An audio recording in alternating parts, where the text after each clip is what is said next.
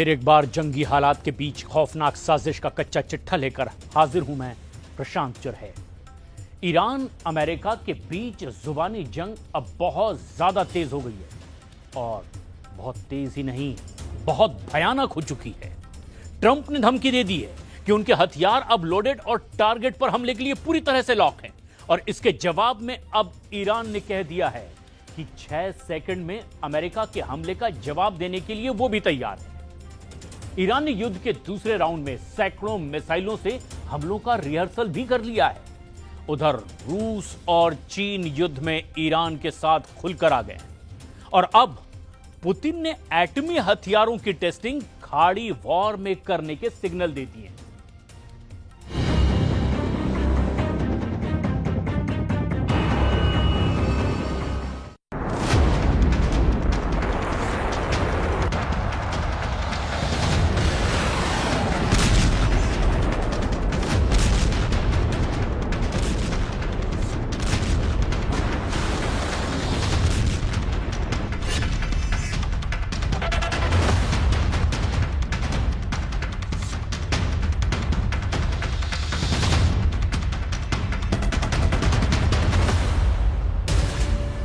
Trump का order epic fury 2 launch करो।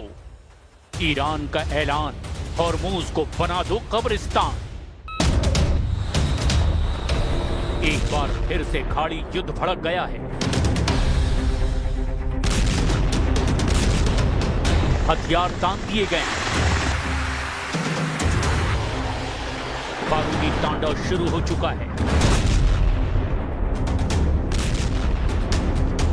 Trump चाहकर भी खुद को रोक नहीं पाए हैं। 26 बार हमलों का ऑर्डर देकर पलटने के बाद बौखलाए ट्रंप ने अब ईरान पर कहर ढाने का फुल मूड बना लिया है।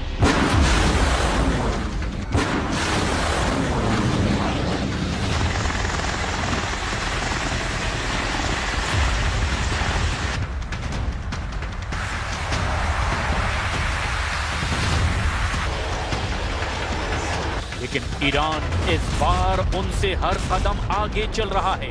ईरान अब अकेला नहीं है। ईरान को खुल्लम खुल्ला सपोर्ट मिल रहा है।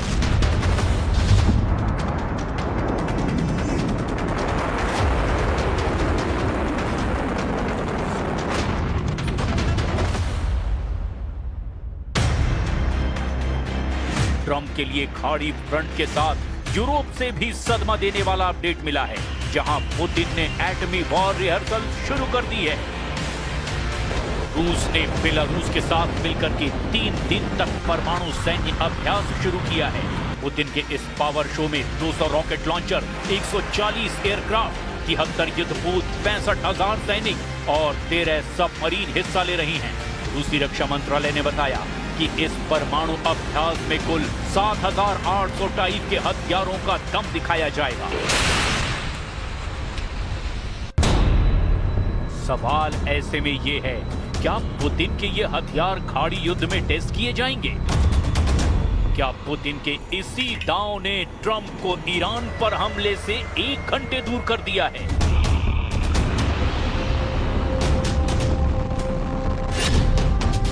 ट्रंप ने ईरान को दिए 60 मिनट, मुस्तफा ने अमेरिका को दिए हैं सिर्फ 6 सेकंड।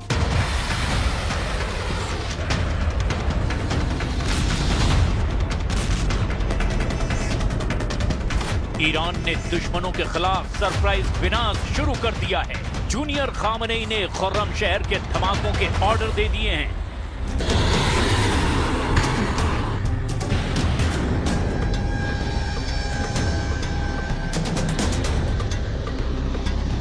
ईरान फिर से शाहिद ड्रोन की तबाही का तांडव दिखाने जा रहा है। खाड़ी में दुश्मन देशों पर हमलों की टाइमलाइन बन चुकी है। ईरान के सुप्रीम लीडर ने ट्रंप को पैगाम भेजा है कि अमेरिका के हमलों के सिर्फ 6 सेकंड बाद सरप्राइज विनाश शुरू हो जाएगा।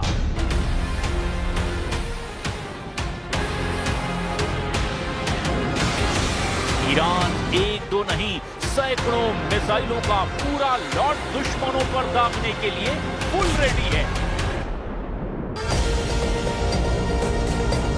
ईरान ने हर घंटे सैकड़ों बैलिस्टिक और क्रूज मिसाइलें फायर करने का बंदोबस्त कर लिया है।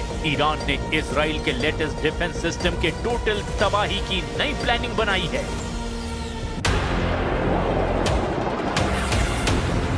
ईरान से आई वॉर रिपोर्ट में खुलासा हुआ है कि revolutionary force war mode on कर चुकी है, क्योंकि ट्रंप के 26 बार सीज फायर पर पलटने के बाद ईरान ने अब अपनी वॉर प्लानिंग ही बदल दी है। हालांकि ट्रंप ने डील फाइनल होने की टाइमलाइन हफ्ते 2 हफ्ते फिर से बढ़ा दी है। Well, I mean, I'm saying 2 or 3 days, maybe Friday, Saturday, Sunday, something, maybe early next week, a limited period of time.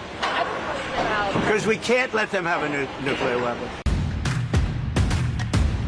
मगर ट्रंप ने इमरजेंसी वॉर मीटिंग बुला करके ईरान को बहुत ज्यादा गुस्सा दिला दिया है। इजराइल में अमेरिकी जंगी हथियारों की इन तस्वीरों ने भी अब मोस्तफा के लड़ाकों को बौखला दिया है।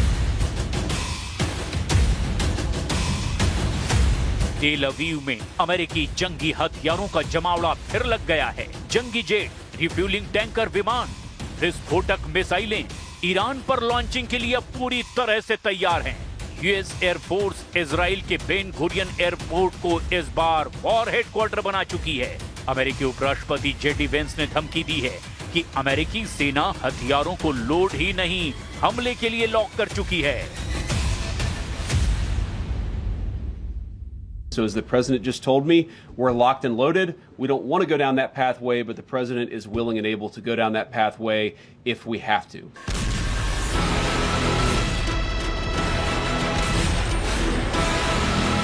ट्रंप ईरान पर हमले का माहौल बना रहे हैं, लेकिन खाड़ी देशों से उन्हें बैड न्यूज मिल रही है।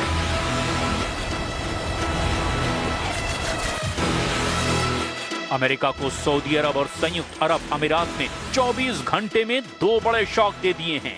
सऊदी और यूएई दोनों ने अमेरिकी ट्रेजरी से अपनी जमा पूंजी निकालनी शुरू कर दी है। खाड़ी देशों ने कुल मिलाकर 15 अरब डॉलर की जमा पूंजी अमेरिका से निकाल ली है। आधिकारिक आंकड़ों के मुताबिक सऊदी अरब ने मार्च में अमेरिकी ट्रेजरी बॉन्ड में अपनी हिस्सेदारी 10.8 बिलियन डॉलर घटा दी है, यानी ये पैसा सऊदी अरब ने निकाल लिया है। अब ट्रेजरी में सऊदी के हिस्से का 149.6 बिलियन डॉलर मौजूद है और इसी तरह यूएई ने 5.8 बिलियन डॉलर की जमा पूंजी निकाल ली है। अमेरिकी कोष में बतौर जमा पूंजी यूएई का 114.1 बिलियन डॉलर बचा है।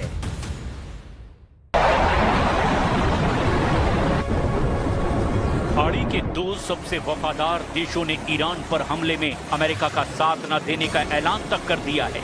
अब मुमकिन है कि ट्रंप इसीलिए भी फिलहाल हमले को लेकर कंफ्यूजन में हैं, लेकिन सिर्फ खाड़ी देशों की वजह से ऐसा हुआ, इजराइल को इस बात पर यकीन नहीं। मीडिया रिपोर्ट्स बता रही हैं कि ट्रंप ने जो कहा वो सिर्फ आधा सच है। उन्होंने हमला इसीलिए टाल दिया क्योंकि वॉर सीन में रूस और चीन की एंट्री हो चुकी है। अमेरिका के दुश्मनों ने ईरान को 41 दिनों के अंदर अजेय बना दिया है। पश्चिमी मीडिया रिपोर्ट के मुताबिक रूस ने ईरान को अमेरिकी सेना के बारे में ऐसी इंटेलिजेंस इनपुट दे दी है जिससे कि ट्रंप फोर्स की पावर हाफ हो गई है। मसलन रूस की मदद से ईरान अब अमेरिकी फाइटर जेट और बॉम्बर के उड़ान भरने के पैटर्न को जान चुका है। ईरान के पास अमेरिकी जंगी पायलटों की जानकारी है। हवा में रिफ्यूलिंग का समय, इलेक्ट्रॉनिक जैमिंग का तरीका भी रिवोल्यूशनरी लड़ाकों को पता चल चुका है। पुतिन ने ट्रंप की एयर पावर पर चोट पहुंचाई है तो चीन ने ईरान की डिफेंस लेयर को चट्टान जैसी मजबूती दे दी है। चीन ने ईरान की हवाई सुरक्षा को मजबूत बनाने के लिए ईरान के सिस्टम को अपग्रेड किया है। एडवांस बनने के बाद अब ईरान अमेरिकी मिसाइल को रोकने में 100% कामयाब हो सकता है। डिफेंस के साथ ये सिस्टम अमेरिकी जंगी जेट को मार गिराने के हथियारों से भी लैस हो चुके हैं। ट्रंप ने ईरान को बैकअप दे रहे रूस चीन के खतरे को सही समय पर देखकर स्टैंड बदला है, लेकिन इजराइल ने रहम नहीं दिखाने का ऐलान कर दिया है। इजराइल में नेतन्याहू वॉर कमांडर के साथ ताबड़तोड़ मीटिंग कर रहे हैं। इजराइल ने ईरान के लड़ाका ग्रुप पर बमबारी तेज कर दी।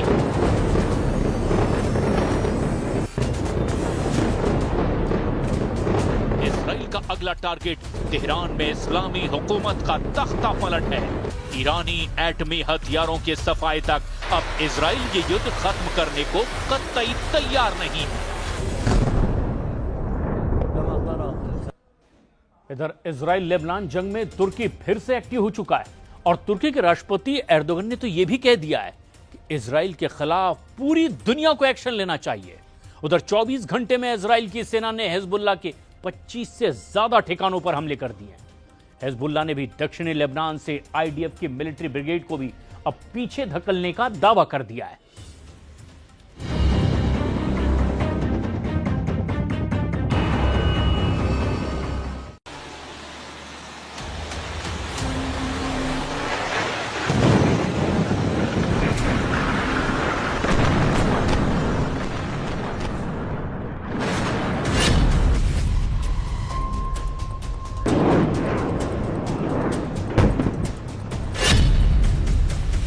इजराइल की सेना ने सबसे ताजा वीडियो जारी करते हुए दावा किया कि उसने हिजबुल्लाह की इस इमारत को तबाह कर दिया है जहां से आईडीएफ के खिलाफ ऑपरेशन चल रहा था।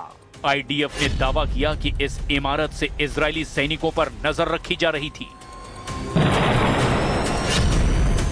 दूसरे वीडियो के जरिए इजराइल ने दक्षिणी लेबनान में बिन्त जेबिल में हिजबुल्लाह के खिलाफ ग्राउंड ऑपरेशन का वीडियो जारी किया, लेकिन इजराइल का पूरा ऑपरेशन इससे कहीं ज्यादा खौफनाक है। दावा किया जा रहा है कि इजराइल ने ग्रेटर इजराइल का आधा सपना पूरा कर लिया है।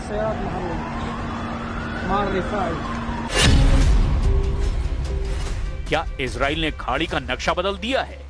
क्या इजराइल गाजा, लेबनान और सीरिया को मिलाकर नया ग्रेटर इजराइल बनाने जा रहा है? क्या 3 मुस्लिम देशों की जमीन पर इजराइल ने सबसे बड़ा मिलिट्री बेस बना लिया है? लेकिन हिजबुल्लाह के जारी वीडियो ने इस जंग को और डरावना बना दिया है।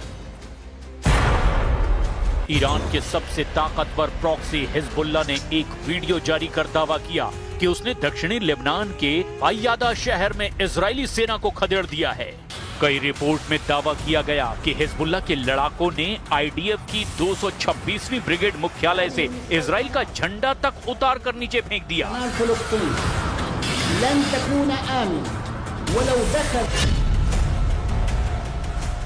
क्या हिजबुल्लाह इतना ताकतवर हो गया है कि उसने आईडीएफ की पूरी ब्रिगेड को ही पीछे हटने पर मजबूर कर दिया? इजराइल दक्षिणी लेबनान में बफर जोन बना रहा था। पीछे हटने का मतलब क्या इजराइल ने इसका लक्ष्य पूरा कर लिया है या फिर युद्ध लड़ने की कीमत बढ़ गई है?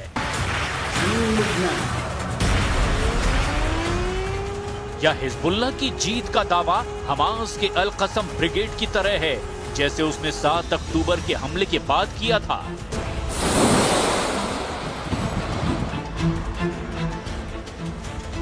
इजराइल अभी भी बड़े स्ट्राइक और एयर पावर से जवाब दे रहा है।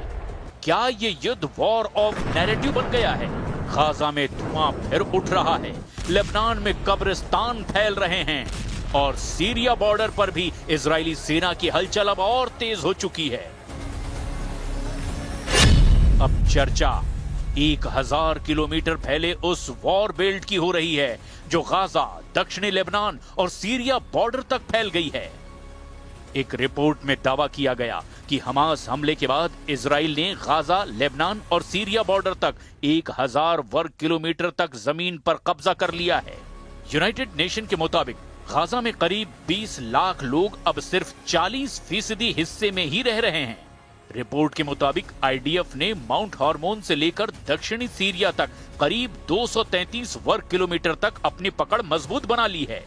लेबनान में इजराइल की सेना 10 किलोमीटर अंदर तक पहुंच गई है। इजराइल अब इन इलाकों में परमानेंट सिक्योरिटी जोन बना रहा है। तो क्या इजराइल मिडिल ईस्ट में ग्रेटर इजराइल के टारगेट की तरफ काफी तेजी से काम कर रहा है? इसकी वजह से खाड़ी देशों को अब डर सता रहा है कि इजराइल का यह कब्जा मिडिल ईस्ट को लंबे वक्त के लिए युद्ध में ना धकेल दे। הנחישות להכות את מבקשי נפשנו בעומק שטחם, הרחק מגבולותינו. אזורי החיץ שיצרנו סביבנו, בעזה, בלבנון, בסוריה, כל אלה שינו את פני המזרח התיכון. אנחנו נוסיף להיאבק בתקיפות בכל איום של האסלאם הרדיקלי. בד בבד נרחיב את שיתוף הפעולה עם הגורמים המתונים באזורנו שהפנימו את היתרונות של הושטת יד לישראל. लेकिन इजराइल की जंग की कहानी उसके बफर जोन तक सीमित नहीं है। दावा दरअसल ये है कि इजराइल ने पिछले 1.5 साल की जंग में लेबनान में 3000 से ज्यादा लोगों को मार गिराया है। लेकिन सवाल ये भी है कि क्या 3000 में सब के सब हिजबुल्लाह के लड़ाके थे? लेकिन लेबनान की स्वास्थ्य एजेंसी और इंटरनेशनल रिपोर्ट में हिजबुल्लाह के लड़ाकों के साथ आम नागरिकों के भी मारे जाने की बात सामने आई है। जंग के 3 साल में इजराइल ने दक्षिणी लेबनान को धुआं कर दिया। कई इलाके खंडहर हो चुके हैं। आईडीएफ के फाइटर जेट बेरूत तक पहुंचे, लेकिन हिजबुल्लाह अभी भी जवाब दे रहा है। रात के अंधेरे में उसके फाइटर ऑप्टिक ड्रोन इजराइल सेना के रडार को चकमा देकर स्ट्राइक कर रहे हैं। लेबनान और इजराइल की जंग में मौत का पहिया एक लूप की तरह घूम रहा है। हर स्ट्राइक के बाद धूल में लाशें, हर जवाबी हमले के बाद और ज्यादा खून। लेबनान टूटता जा रहा है, लेकिन हिजबुल्लाह जिंदा है। सीज फायर के बीच भी हिजबुल्लाह के लड़ाके इजरायली सैनिकों पर रोज 10 से 30 अटैक कर रहे हैं। इसमें से 70 से 80% हमला वो रॉकेट से कर रहे हैं, जबकि ड्रोन हमले को हिजबुल्लाह ने 50% तक कर दिया है। कुछ रिपोर्ट में दावा किया गया कि हिजबुल्लाह के पास अभी भी 25,000 के आसपास रॉकेट और मिसाइलें बाकी हैं। और यही वजह है कि नेतन्याहू बार बार कह रहे हैं कि वो तब तक हिजबुल्लाह और हमास के खिलाफ युद्ध लड़ेंगे जब तक उन्हें भरोसा नहीं हो जाता कि ये दोनों उनके लिए आगे खतरा नहीं बनेंगे।